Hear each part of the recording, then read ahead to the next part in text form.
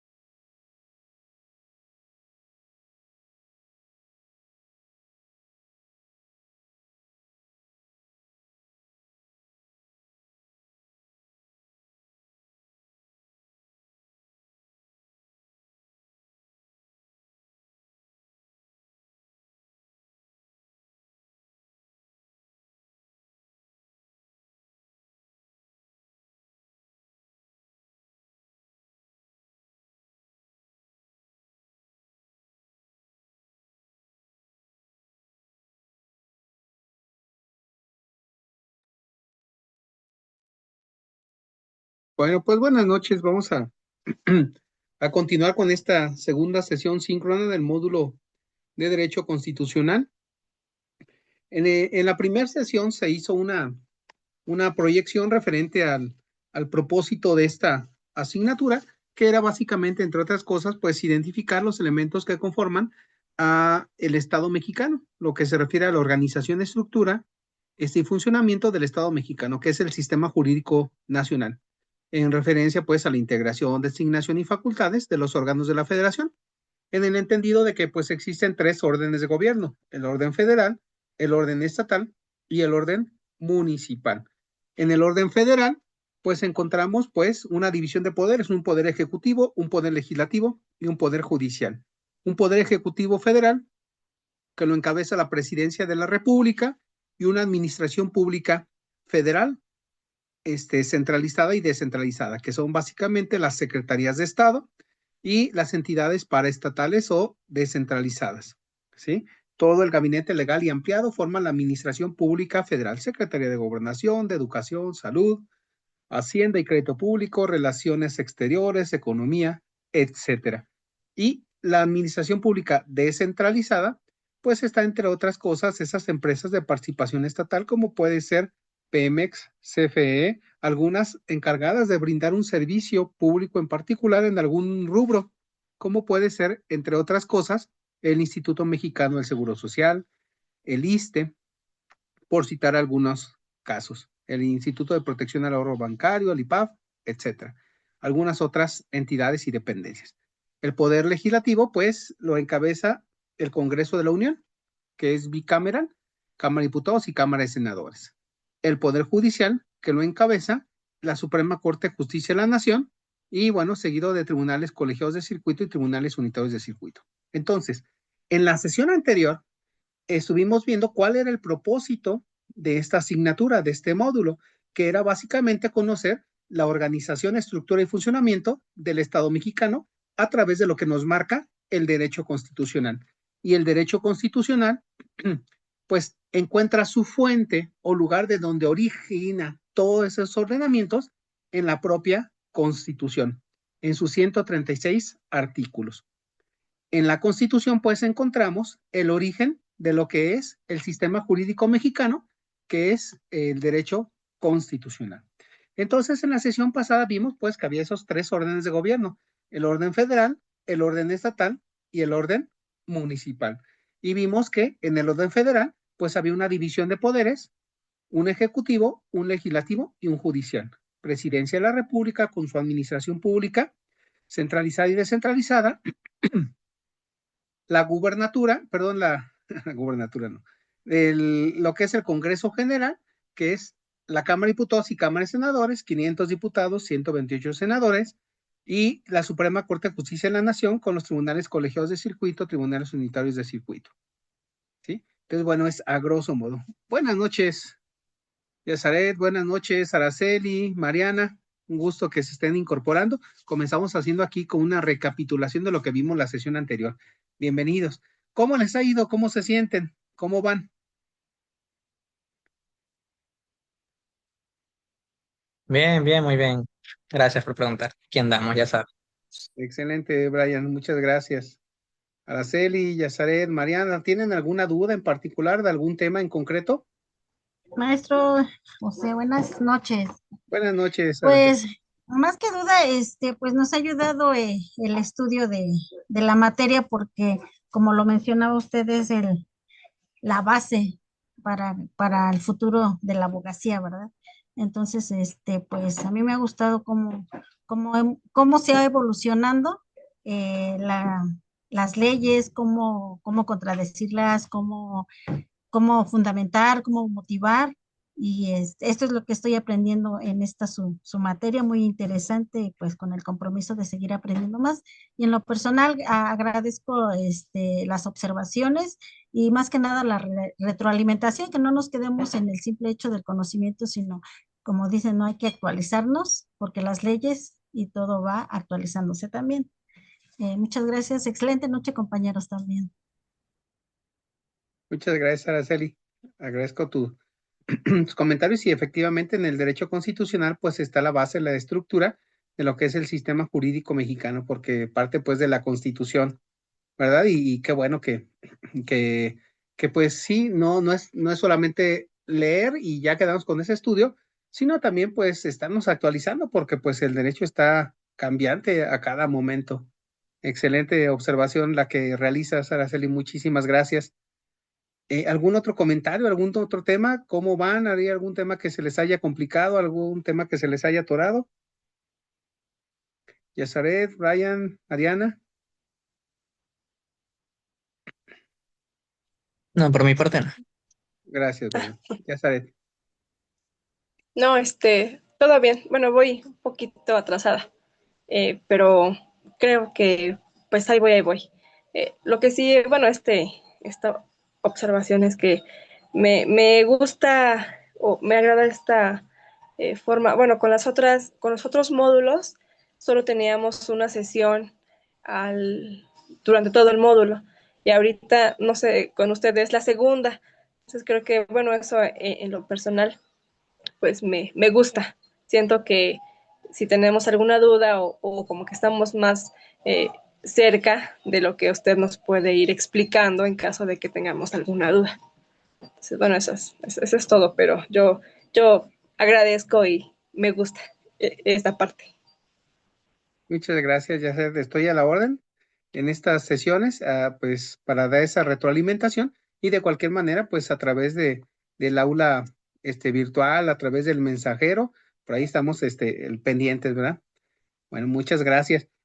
Bueno, pues en esa recapitulación, como les decía, de lo que abarca, de lo que comprende este derecho constitucional, pues habíamos visto lo que eran los objetivos, las competencias a desarrollar, los aprendizajes, pues, entre otras cosas esperados en estos tres unidades.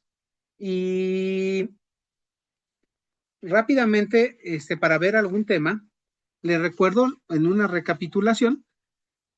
Son 6 retos en este módulo. En el primer reto, pues fue el referente a cómo entendemos a la Constitución y la forma como la vivimos, que era un cuestionario, donde era referente pues a la Constitución mexicana, a la supremacía constitucional y a los tratados internacionales. Y en donde pues en ese cuestionario pues estuvieron respondiendo y hubo 2 oportunidades pues para responderlo.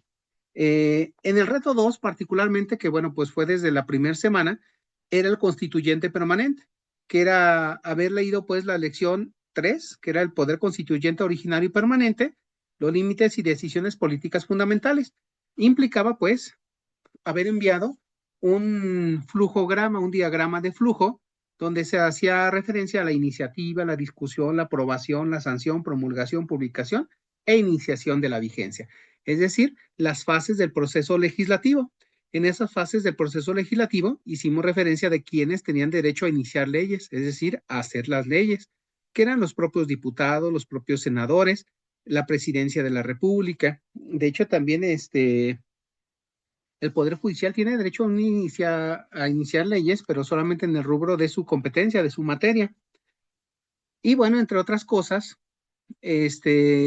vimos el proceso legislativo ordinario y el proceso legislativo constituyente, que es el constituyente permanente, que es aquel que permite reformar a la Constitución, en donde viene, además de la aprobación por las 2/3 de los integrantes de la Cámara de Diputados y la Cámara de Senadores. Una vez que se aprueba por estas dos cámaras, por la de diputados y la de senadores, se requiere además la aprobación de la mayoría de los congresos de los estados. Si son 31 entidades y la Ciudad de México, es decir, 32, la mitad más uno, pues estamos hablando de la aprobación de 17 congresos locales, más las 2/3 de la de diputados y senadores para que se reforme la Constitución. Eso es de acuerdo con el artículo 135 constitucional. Y bueno, también ahí en ese reto me pusieron un ejemplo de una reforma constitucional y varios me pusieron pues una reforma muy reciente que se dio, que es la referente a la reforma del Poder Judicial, ¿sí? Aunque bueno, pues también ha habido otras tantas reformas a la Constitución.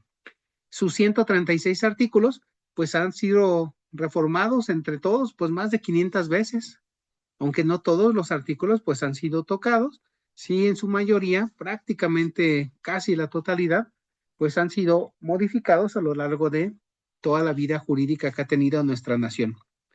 Ese es en el reto 2 del constituyente permanente. Después hubo un reto que era el reto 3, que también fue en la semana que terminó, que es el caso Marbury contra Madison, en donde hubo la necesidad de participar en un foro, en donde se dio la necesidad de que te presentaras en el foro, dijeras tu nombre, tu edad y algún aspecto que quisieras compartir respecto de tu persona que te haya motivado a estudiar el derecho o alguna cuestión en particular que quisieras compartir con tus compañeras, compañeros. Ir enseguida respondiendo los planteamientos del caso Marbury contra Madison para posteriormente estar realizando una retroalimentación más de fondo respecto de lo que comentaran tus compañeras o compañeros. Pero una retroalimentación no en el sentido de, sí, pues está bien lo que pusiste, de acuerdo, y como dicen coloquialmente, y tan tan, sino ir un poco más allá, sino, por ejemplo, estoy de acuerdo en lo que está refiriendo, por ejemplo, respecto a los alcances del control constitucional, cómo lo ejerció la Corte, cómo interpretó que si bien ya no estaba el poder que lo nombró, lo cierto era que había que reconocer, o sea, una cuestión un poco más de fondo, no más sustancial, como dirían así como con más carnita, para que no fuera simplemente una retroalimentación así más superflua o más superficial, sino encontrar algún tema en donde pudiéramos encontrar alguna coincidencia o bien alguna discrepancia o alguna disidencia y no estuviéramos de acuerdo. Y en ese caso, pues era presentar ese archivo junto con las capturas de pantalla de la presentación, junto con la retroalimentación que se hicieran a los compañeros. Ese fue en el reto Marbury contra Madison.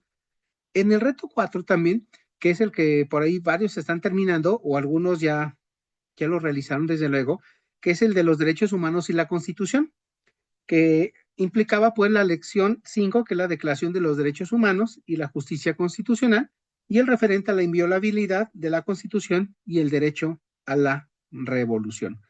De los derechos humanos implica pues leer una noticia, leer algún aspecto, que puede ser alguna noticia reciente, en donde se haya tenido la necesidad de realizar la intervención del Poder Judicial para aplicar el derecho al caso concreto. Y en su caso, buscar la protección de los derechos humanos. Y no solamente quedarnos con eso, sino también ubicar algún derecho, por ejemplo, humano reconocido por un tratado internacional.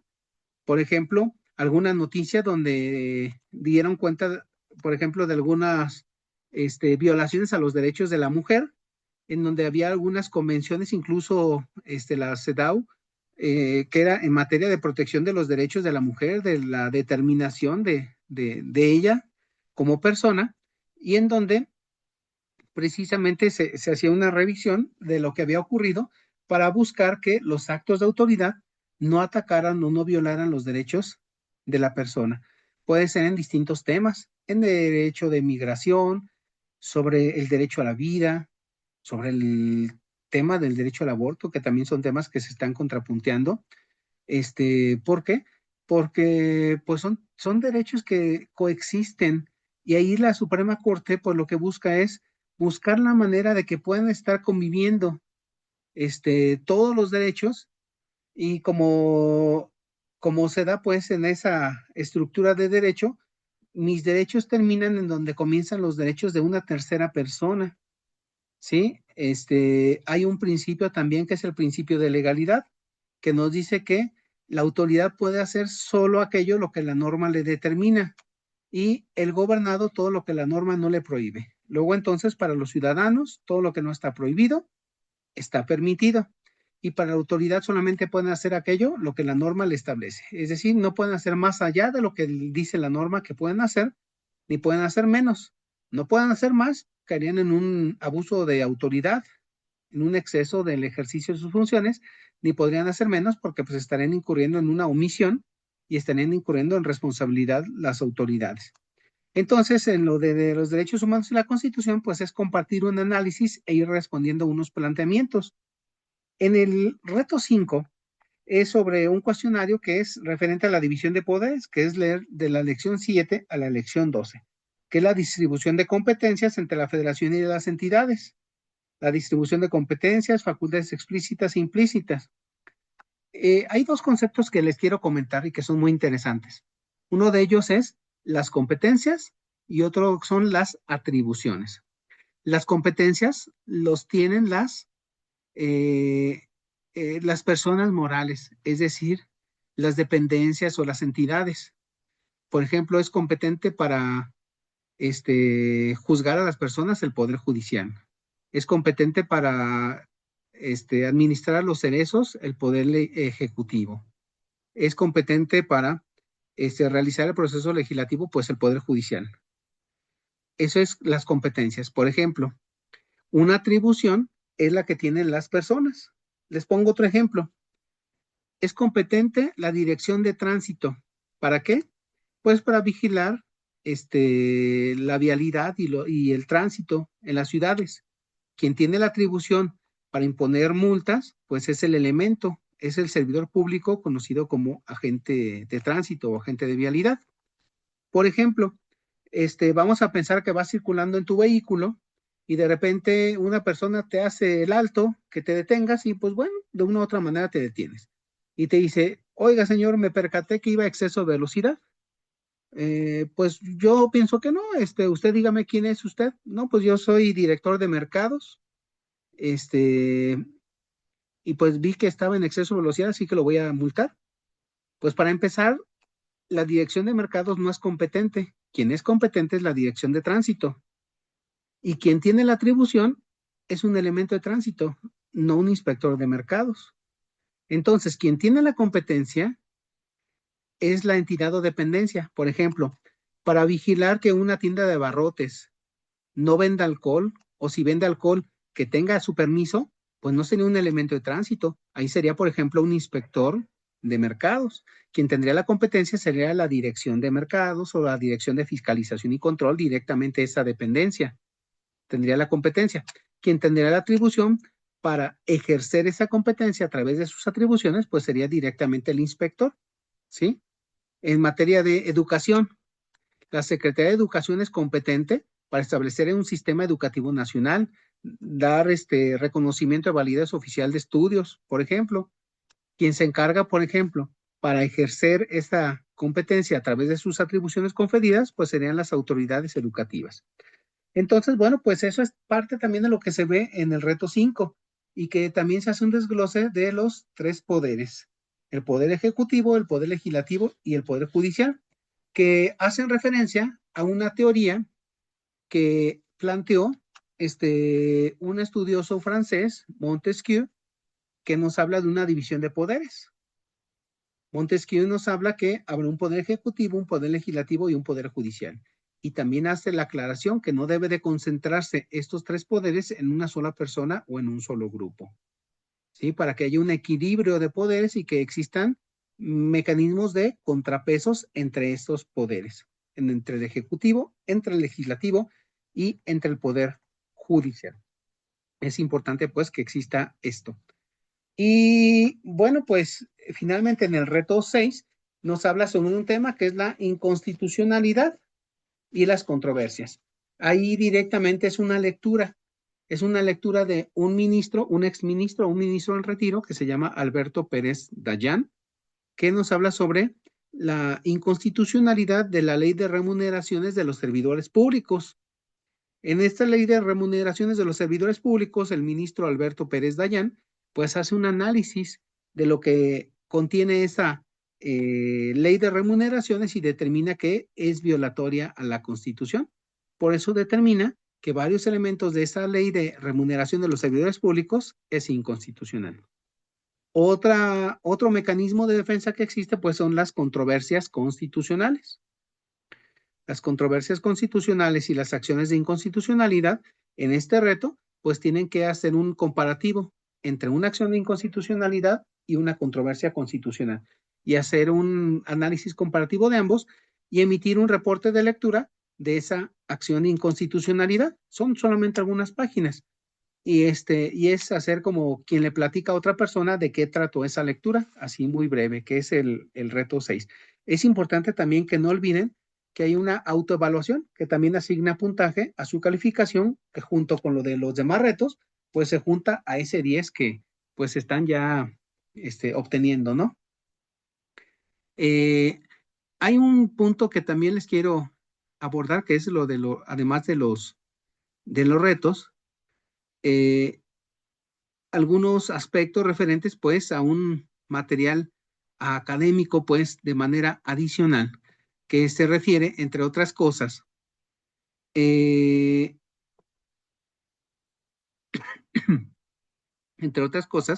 a aspectos del derecho constitucional. Les voy a hacer una relatoría muy breve, muy rápida, referente pues al derecho constitucional.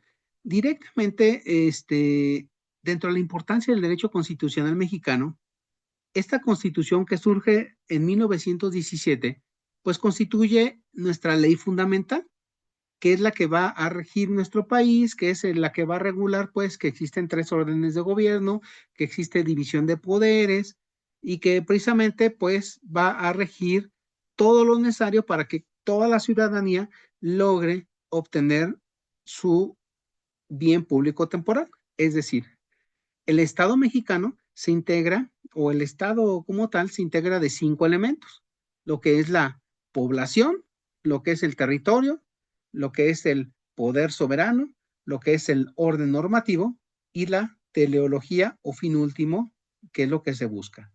La población, pues son todos los que integran el territorio nacional, nacionales o extranjeros. Los nacionales pueden ser por nacimiento o por naturalización. Los extranjeros pueden estar de manera que tengan una legal estancia en el país o los que estén, por ejemplo, de manera ilegal, pero estos no constituyen esa población, aunque sí lo están de manera transitoria, y algunos pueden entrar con su visa de trabajo y algunos con su visa de estudiante, es decir, con su forma migratoria idónea. Entonces es la población, los nacionales y los extranjeros que habitan en el país. El territorio, pues comprende el de las partes integrantes de la federación, de las 31 entidades federativas y la Ciudad de México, y pues las islas, Cayos, Arrecifes, las islas Guadalupe, Revillagigedo, todo eso que integra el territorio nacional, ¿sí? Pero el territorio nacional no solamente es el espacio terrestre, sino también el territorio nacional abarca el espacio aéreo, el espacio también marítimo, eso también abarca el territorio nacional.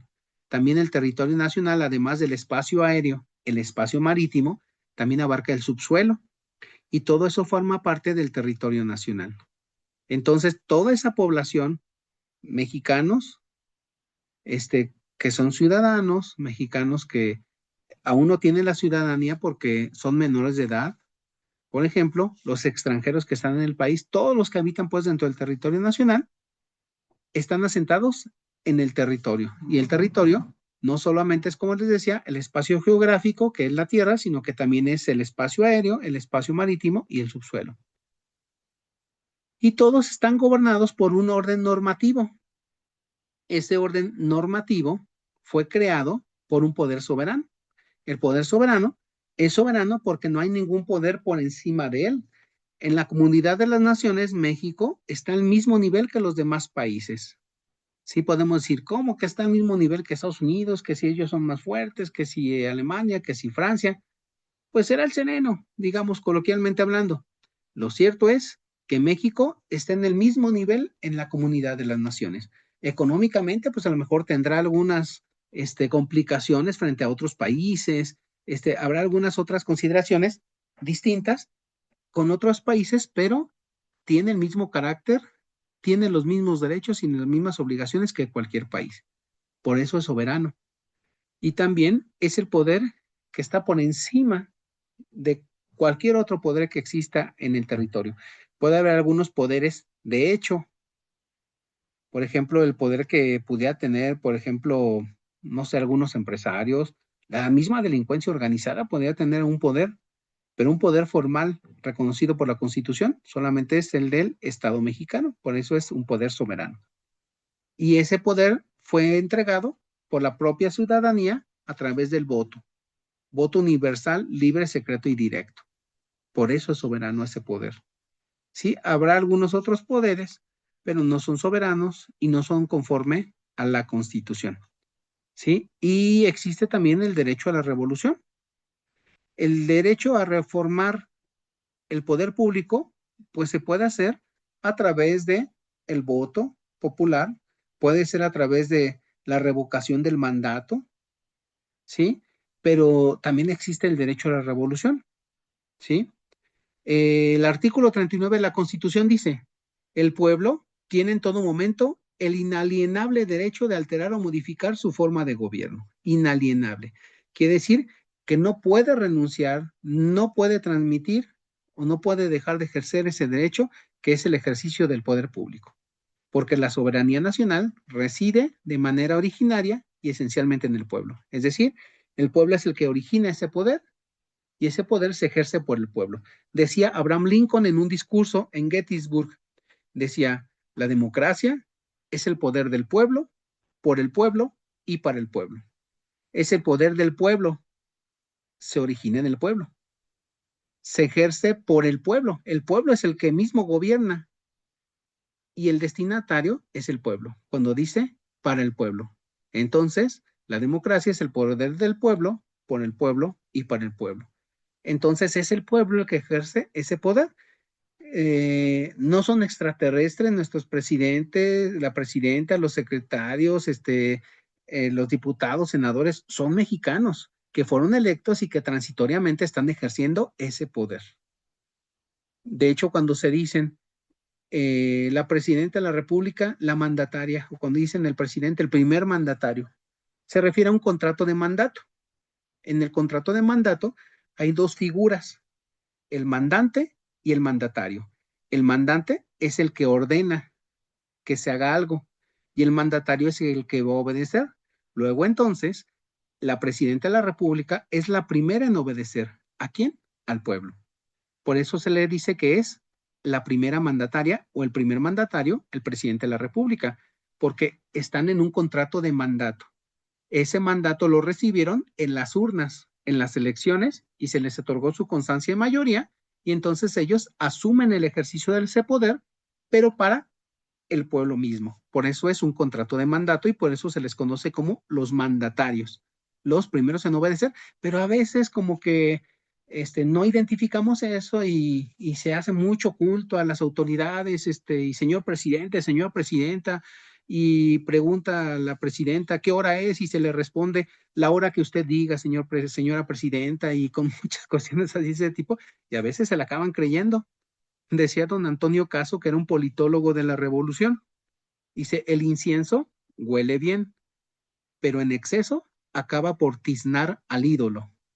El incienso huele bien, pero en exceso acaba por tiznar al ídolo. Es decir, no hay que ser demasiado condescendientes en exceso, pues, con nuestras autoridades. Hay que ser justos en esa medianía, pero sí exigirles que hagan bien ese poder, que lo ejerzan de manera adecuada, porque fueron electos.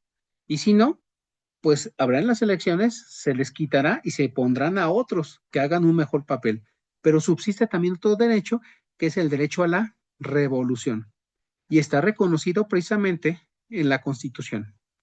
En el artículo 136, el artículo 136 reconoce también ese derecho, que se puede modificar, está también en el artículo 39 de la Constitución, ese derecho a la revolución. Y bueno, pues es parte de la organización del poder público, ¿sí? Y hay un tema, como les decía, que les quiero estar refiriendo, además, entre otras cosas, que es el referente a algunos principios esenciales del derecho constitucional.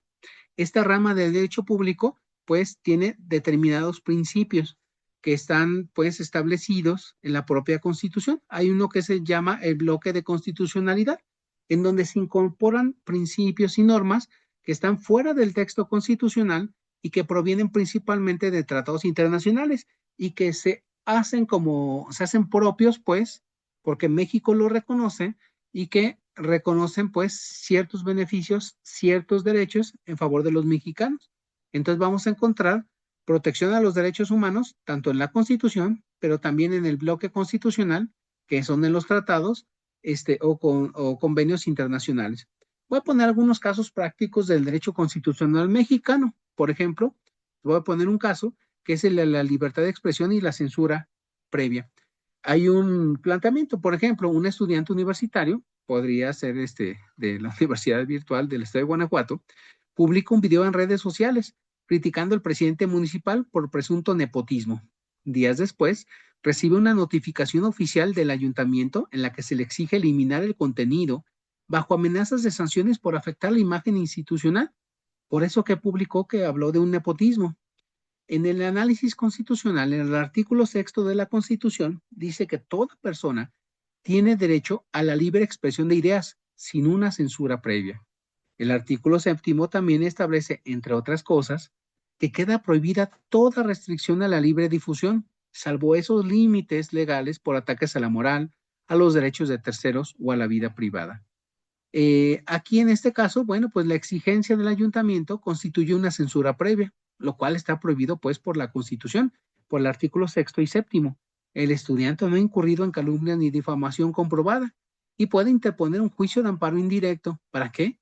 Para exigir un acto, para exigir que ese acto de autoridad que vulnera su derecho fundamental, pues quede sin vigencia, quede sin validez. La Corte ha protegido reiteradamente la crítica hacia varios servidores públicos como parte de la libertad de expresión.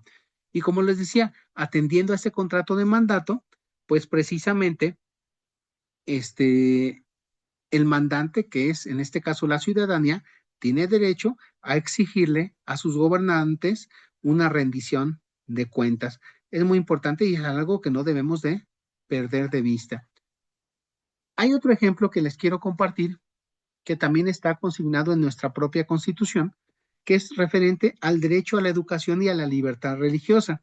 Por ejemplo, el caso de una alumna en una escuela, en donde ella se niega a participar en una ceremonia cívica religiosa que es organizada por la dirección, y como consecuencia que ella no quiere participar en esa ceremonia cívica religiosa, pues recibe una baja de conducta y suspensión temporal, pues por desobedecer a la institución. Sin embargo, pues ella no está de acuerdo. Entonces, haciendo un análisis constitucional, el artículo 3 de nuestra Constitución nos dice, la educación que imparte por el Estado debe ser laica. Laica quiere decir que no va a estar bajo algún credo, va a respetar todos los credos, va a respetar todas las religiones, pero no va a estar enfocada en un credo en particular. El artículo 24 de la Constitución también establece que toda persona tiene libertad de convicciones éticas, tiene libertad también de convicciones de conciencia y de religión. Luego entonces pueden practicar o no una religión. En este caso, la sanción que le impusieron de que la suspendieron por desobedecer a la institución, viola esos principios, los principios de una educación laica y una libertad religiosa. El Estado no puede obligar a los estudiantes a participar en actos religiosos, ni directa ni indirectamente, ni pueden estar aduciendo de que, pero es que son más formativos, es mejor que estén acudiendo a estos eventos, que estén escuchando reggaetón o que cosas del diablo y cosas así, pues será el sereno, pero no pueden estar obligando a que acudan y que profesen determinada religión o credo o ideología. Hay que respetar en ese sentido, más allá pues de que no se permite tampoco estar atacando pues alguna religión o algún credo. La alumna tiene derecho también a promover en este caso un juicio de amparo para obtener la nulidad de la sanción y la protección pues sus derechos. La Comisión Nacional de Derechos Humanos ha emitido recomendaciones pues en ese tipo. Y finalmente otro caso que les quiero comentar, que están cosas prácticas que pueden estar concatenadas con nuestra Constitución, es el de una detención arbitraria sin orden judicial. Es el caso, por ejemplo, de una persona que es detenida por policías municipales sin una orden de aprehensión, sin flagrancia, quiere decir que no lo agarran pues en el momento en que ocurrió las cosas, que no tenían los objetos del delito, y sí que informen pues cuáles fueron los motivos por lo cual detuvieron a esta persona. Pasan las 72 horas en los separos municipales sin ser puesto pues a disposición de la autoridad judicial. En este caso, el artículo 14 de la Constitución nos habla de una garantía de legalidad y el debido proceso, que se le debe de informar cuál fue el motivo por el cual fue detenido, cuáles son los delitos que se le imputan o se le atribuyen, y en su caso se le tiene que seguir el debido proceso, ponerlo a disposición del Ministerio Público para que se proceda pues a la investigación. Pero también ahí se tienen que seguir pues las reglas de ese nexo causal, que no se pierda pues ese hilo conductor donde se determine que efectivamente pues fue detenido porque fue agarrado, como dicen coloquialmente, con las manos en la masa, pero no hubo una flagrancia de por medio. El artículo 16 dice también, entre otras cosas, nadie puede ser molestado en su persona sino a una orden de autoridad competente y fundada. Lo detuvieron sin una orden de aprehensión. El artículo 20 también nos habla de unas garantías del imputado, entre ellas las de ser presentado ante un juez dentro de un plazo legal, además de otro aspecto que se llama la presunción de inocencia. En este caso, pues podemos decir que esa detención fue totalmente arbitraria, fue totalmente ilegal, excedió del plazo de las 48 horas que se tienen para que se pueda judicializar y que se puedan poner a disposición de las autoridades judiciales, en el Poder Judicial, y además de que pues no existía flagrancia, no había orden judicial de aprehensión y procede el juicio de amparo indirecto. En este caso, incluso si el afectado ya fue liberado, para efectos declarativos y una reparación del daño, porque si le causó una afectación, pues existen también precedentes de la Suprema Corte de Justicia de la Nación, en donde estas violaciones graves pues pueden generar una reparación del Estado. En este caso, todo esto está consignado en nuestra Constitución y es un marco de actuación y es un marco de referencia. Y los mecanismos de defensa que tenemos como ciudadanos, entre otras cosas, pues es el juicio de amparo, que es el juicio de garantías, que eso ya lo van a ver en otro curso, ya directamente la materia de amparo. Pero lo que yo les quería exponer es que esos aspectos que vienen en la propia Constitución, pues rigen la vida política, la vida jurídica de nuestro país. Existen autoridades en los 3 órdenes de gobierno, federal, estatal y municipal. Existe una división de poderes, un ejecutivo, un legislativo y un judicial. Cada uno tiene un poder, tiene una atribución que cumplir, pero no debemos de perder de vista que todos tienen un objetivo: cumplir con la teleología o fin último del Estado, es decir, lograr el bienestar público temporal, hacer todo lo necesario para que cada uno de los integrantes de este Estado logren sus objetivos. En Alemania, por ejemplo, existe un derecho que se llama el derecho humano a la felicidad. Es un artículo muy interesante que tienen los alemanes, el derecho humano a la felicidad, y lo define como que el Estado tiene la obligación de hacer todo lo necesario para que cada uno de los alemanes logren el desarrollo, logren cumplir con sus objetivos, con su plan, con su proyecto de vida. Es un aspecto muy interesante y a final de cuentas es algo que justifica todos los esfuerzos de la autoridad. No tendría que haber un esfuerzo de la autoridad si no es en beneficio de la sociedad.